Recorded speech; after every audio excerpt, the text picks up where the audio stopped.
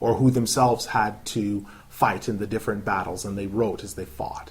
We have a huge amount of history of primary sources. The second type of historical source is a secondary source. Secondary sources are people who have collated their information from primary sources, and they are reliable simply based upon the fact that they have quoted exclusively from primary sources. So the first, eyewitnesses, they're above reproach with regards to knowing that they witnessed those events. Secondly, secondary sources are held in high regard because they actually spoke to those people and then noted down their findings when they had questions. The third and final type of historical source is tertiary. Tertiary sources are sources where you actually have to research who the people are that wrote it, why they wrote it, and what vested interests they have within writing their history, because they're a tertiary source. They did not know any of the eyewitnesses or know people who were around at the time. Because of that, when they write history without quoting any sources, if I should write a book on George Washington and I quote no sources whatsoever, it's not a trustworthy book, because I have to depend upon primary and secondary sources. I will make it clear from the outset, all of what I've given for your course layout are either primary or secondary sources. I've not quoted any tertiary sources here. None. These were people who either were killed in battle fighting against whatever they were fighting at the time, or they were witnesses writing about it, or they were students of people who were eyewitnesses. It's very important.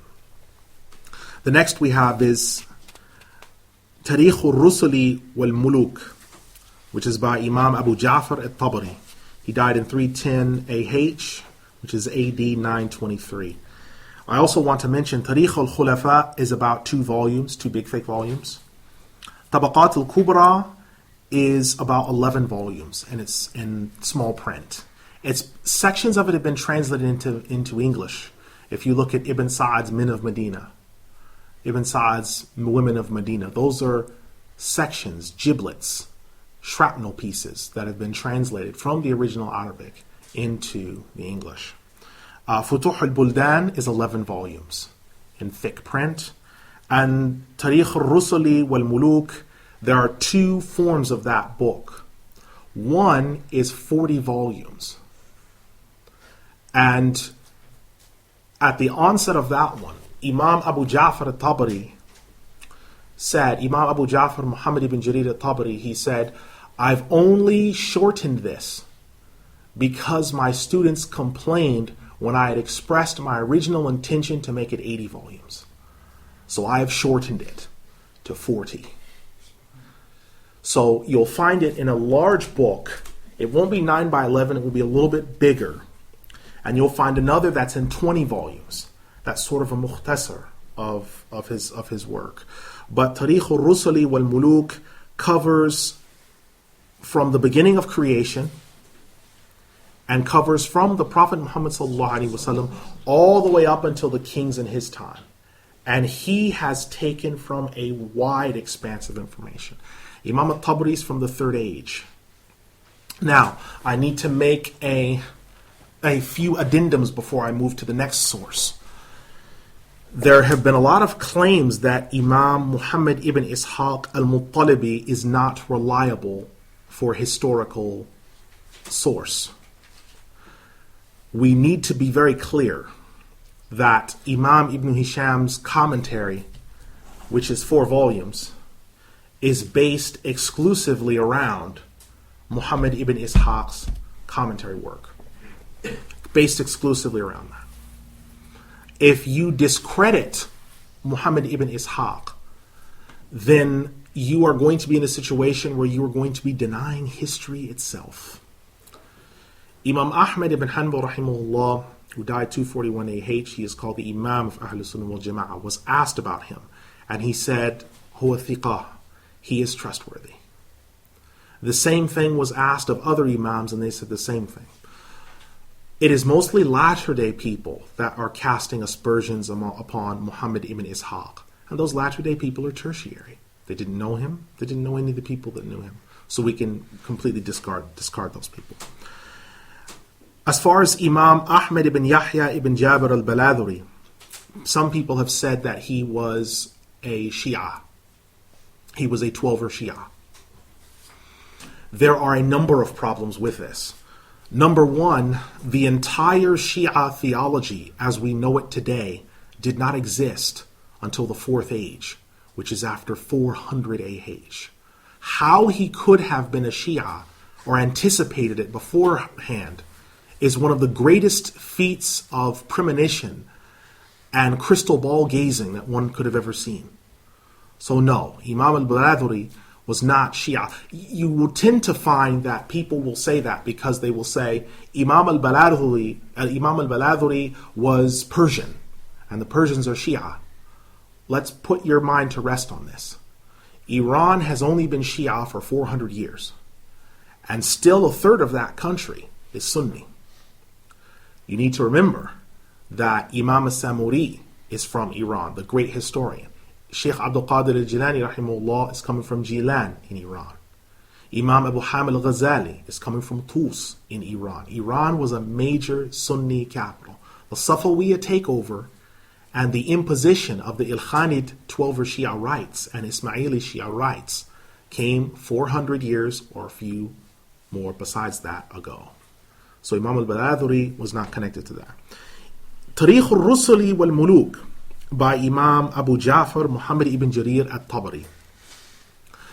The only criticism that you will find is historically how Imam al-Tabari deals with other ulama. All of this comes back to his dispute with another Imam, Imam Abdullah ibn Abi Dawood, who is the son of Imam Abu Dawood, the writer of Sunan Abu Dawood. Imam Abu Ja'far al-Tabari wrote extensively in a number of topics. Tafsir, his Jami' al-Bayan, which is 20 volumes, his Jami' al-Bayan with Ta'wil. And Imam Abdullah ibn Abi Dawood, when he read sections of the Jami' al-Bayan, he said to Imam al-Tabari that this book, it reads like some of the books of the Rawafid, meaning the people that were Shia that denied Ali, and said that, and then some of them who later came and said that Ali was deity. He said, the writings that you have made are not pleasing to us and we find them problematic. And Imam Abu Ja'far al-Tabari took offense to that and said some offensive things to Imam Abdullah ibn Abi Dawood. So what happened is at first it started out as a verbal jousting, and then it eventually escalated to where Imam Abu Ja'far al-Tabari was confined to his home because he was at one point sitting in a gathering, and Imam Abu Ja'far began to take out his anger against a lot of the other ulama when he felt that he wasn't being given his just due.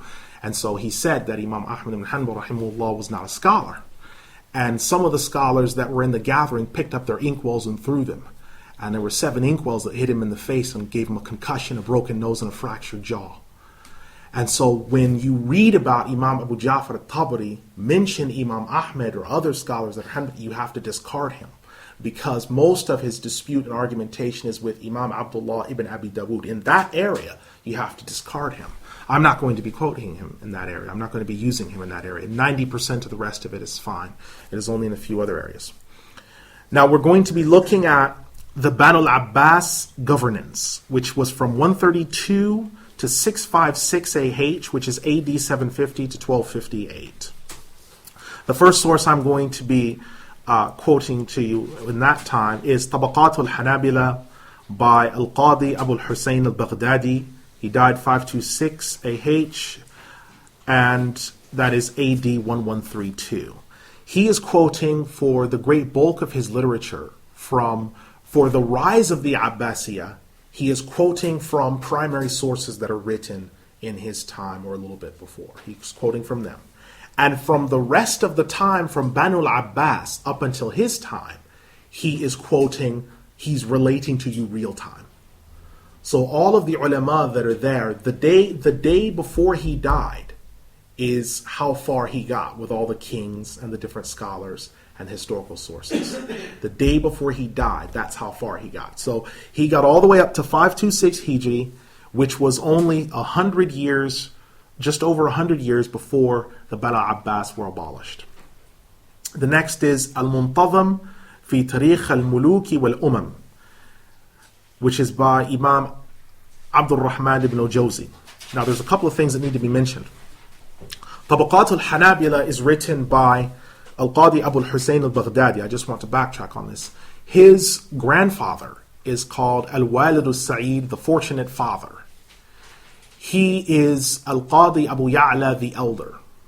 And he was considered in his time, because he had over 700 students, he was considered in his time one of the greatest scholars that had ever lived in his time, which was his grandfather.